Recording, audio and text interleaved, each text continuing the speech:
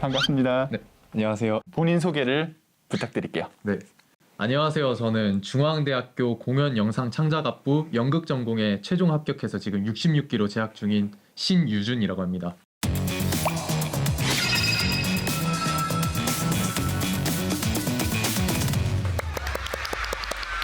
네, 일단은 합격을 축하드리고요. 아, 감사합니다. 삼수? 네, 삼수했죠. 와, 이 힘든 입시를 3년이나. 네, 고등학교 때 업보를 돌려받았죠. 일단 어떤 전형으로 들어갔고 3번이나 지원을 했으니 네, 합불 이런 것들도 궁금하거든요. 뭐 다 나열할 필요는 없고 네, 기억 남는 거 음. 요 이야기 좀 해줄 수 있을까요? 네. 일단 현역 때 저는 국제고를 다니면서 입시를 준비를 했었거든요. 그래서 근데 또 코로나 세대였단 말이에요.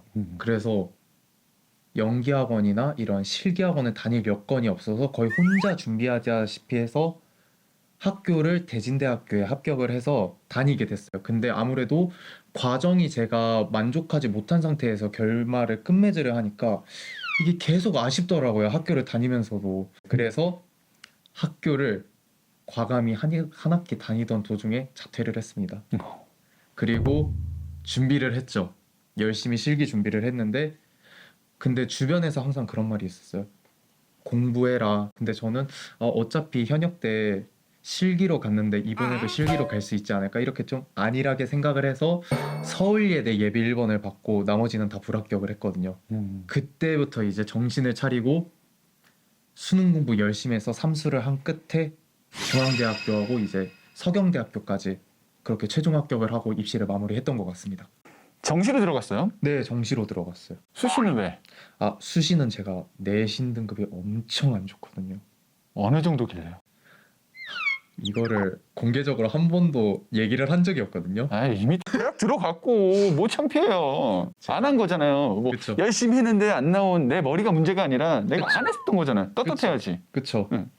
전과목 내신 평균이 7등급입니다. 국제 보니까. 네, 국제. 아, 근데 저희 기수가 내신 따기가 진짜 어렵거든요. 저희 기수 전교 1등도 1점대가 아니었어요.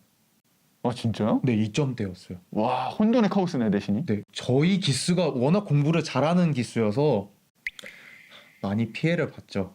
거짓말하지 말고 윗사람들끼리 서로 싸운 거고 7등급이 왜 거기에? 아니, 피해를 봤죠. 걔네들만 아니었으면 한 등급이라도 높여갈 수 있었는데.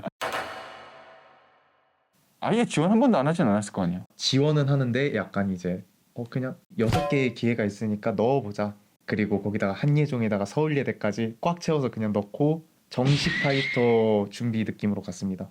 그러니까 우주 상향 지원해 버리고. 네. 원섭이가 좀 아깝긴 한데. 이야기가 되게 궁금해요. 네.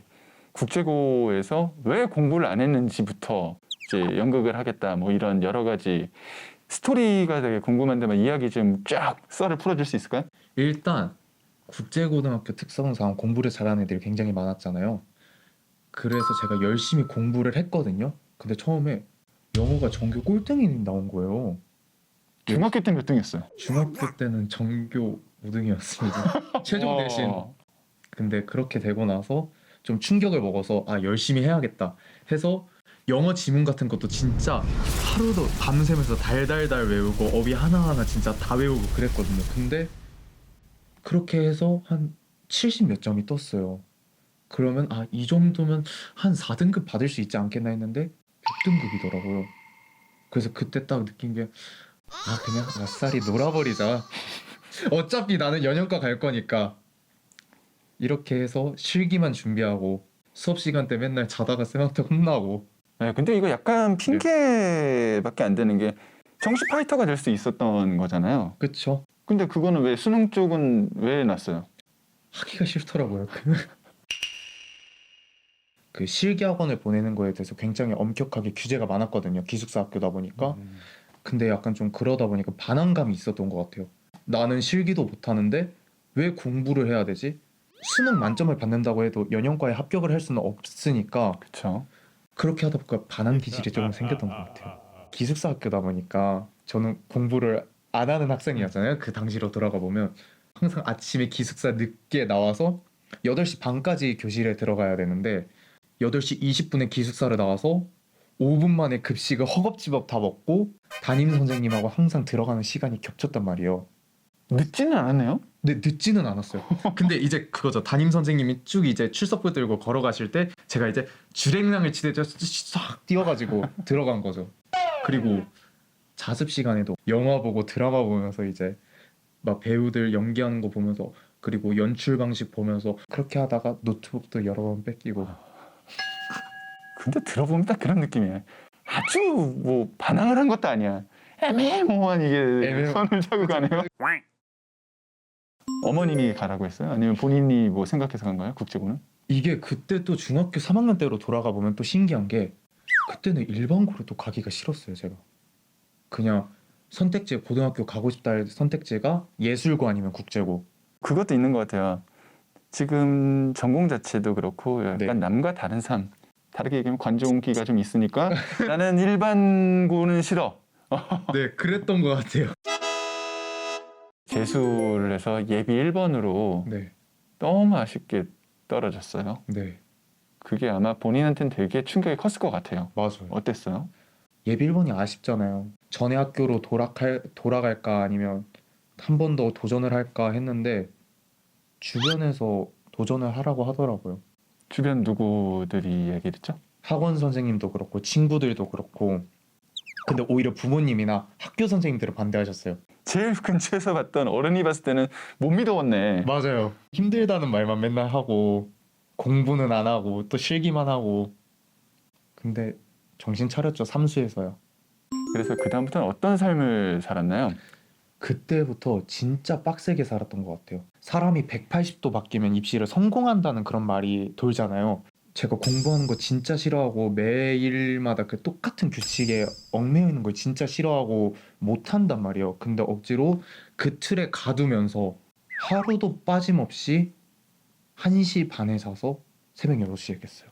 아침에 일어나고 나서는 항상 그 왔다 갔다 하는 교통 시간에는 무조건 영어 단어를 외우고 그걸 하루도 빠짐없이 지키고 아 이거 언제 끝날까 이렇게 하다 보니까 중앙대가 합격이 되어 있더라고요.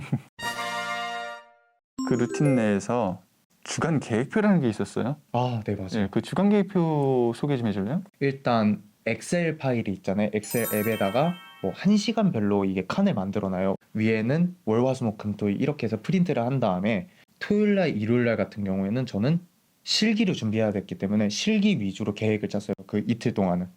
그리고 반대로 월화수목금은 그 실기 공부를 아예 안 하고 수능 공부에만 집중을 했거든요. 처음에는 제가 하고 싶은 대로 썼단 말이에요. 과목별로 형광펜으로 색칠을 해요. 뭐 국어는 노란색, 영어는 주황색, 탐구는 뭐 보라색 이렇게 색칠을 해놓고 보면 제가 공부를 얼마나 편협하게 했는지를 한눈에 볼 수 있거든요. 실질적으로 이제 입시 반영 비율에 딱 맞춰봤을 때 아 국어가 더 중요하다면 국어를 더 많이 넣고 수학이 제가 노베이스에서 시작했다 보니까 수학은 이때는 많이 넣어야겠다. 그 모의고사를 보고 나서 이제 그 성적대로 어떻게 조금 바꾸면 좋을지 계획을 바꿨던 것 같아요. 짧게는 월마다 바꾸고 길면 좀 분기별로 그렇게 바꾸면서 계속 계획적으로 살려고 노력을 했던 것 같아요. 근데 이게 듣다 보니까 네. 소름 돋는 게 하나 있었어. 어떤 거요? 아까 형광펜 색을 칠하는데 국어는 노란색, 영어는 주황색, 탐구는 보라색. 이거 수특 색깔이거든. 아, 그렇죠. EBS. 맞췄어요. EBS 최고. 공부를 이렇게 열심히 했어요. 네. 삼수에서. 네. 점수가 어떻게 나오는지 사실 궁금하긴 하거든요. 어때요? 많이 망했죠. 어떻게 망했어요? 이거 1급 기밀인데 에이, 말했잖아요. 합격하고 나서는 다 된다니까요. 국어가 4가 떴고요. 수학이 5가 뜨고 영어가 4가 뜨고 탐구가 11이 떴어요. 이게 너무 아쉬웠거든요. 그러게요. 부모 때까지만 해도 막 교육청이나 이런 거를 보면 진짜 웬만한 논술 전형 같은데 다 최저를 충족할 정도의 성적이 나왔단 말이에요. 그래서 이 정도면 안심하고 할 수 있겠다 했는데 수능이 너무 어려웠잖아요. 작년 수능이. 맞아요. 불수능. 국어를 보는데 멘탈이 나가는 거예요. 그 영향을 계속 받았구나. 탐구전까지. 내 탐구 전까지 계속 받았는데 탐구라도 잡아야지 내가 잘할 수 있는 거라도 잡아야지 이렇게 정신을 잡고 풀다 보니까 탐구에서 좀 만회를 했던 것 같습니다. 아니 뭐 4등급 이런 것도 노베 상태에서 다 시작한 거니까 사실 1년이 채 안 되잖아요. 준비 기간이 따지고 맞아요. 보면 대단히 열심히 한 거 맞는 것 같아요. 3월 달부터 시작했거든요.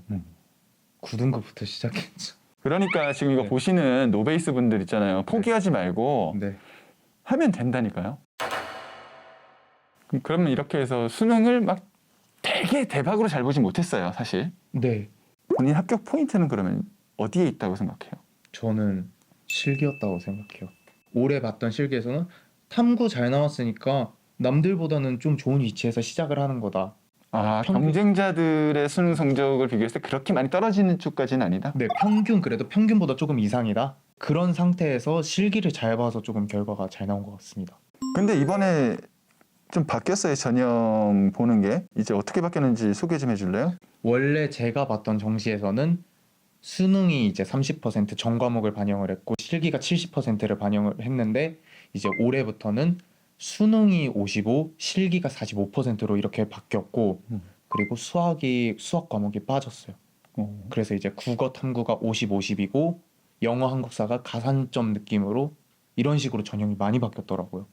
근데 실기학원 선생님이 저한테 이걸 먼저 알려주셨거든요. 올해 이렇게 전형이 바뀌었다. 그러고 나서 카톡에 그 말이 저는 인상적인 게 넌 참 시대를 타고났다.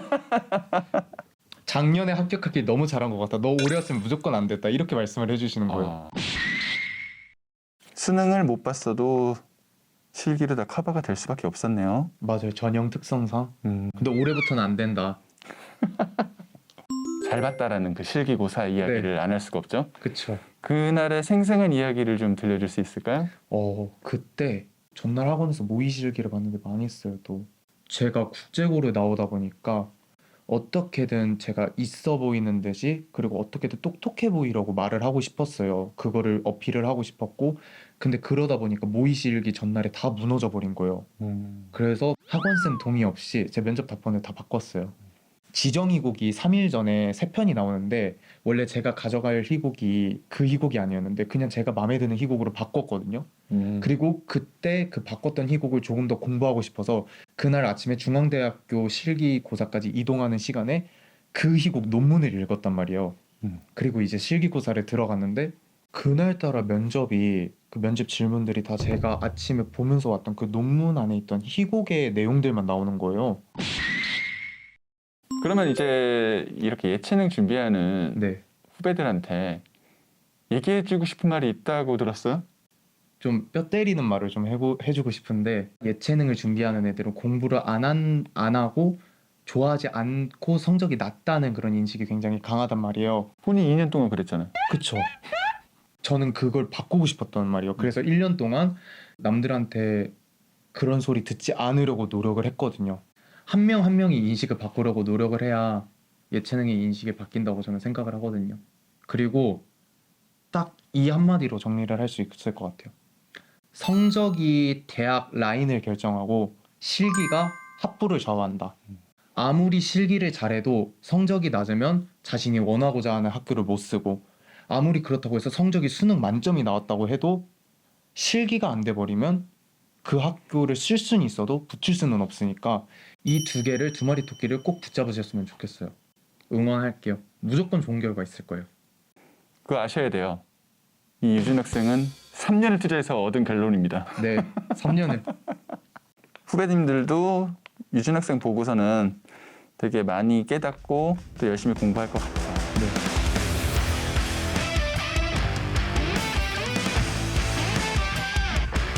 I was a young boy, riding solo, living life, not taking photos, skip myself and do it proudly. Not a doctor, not a lawyer, not a scholar, not a saint, not an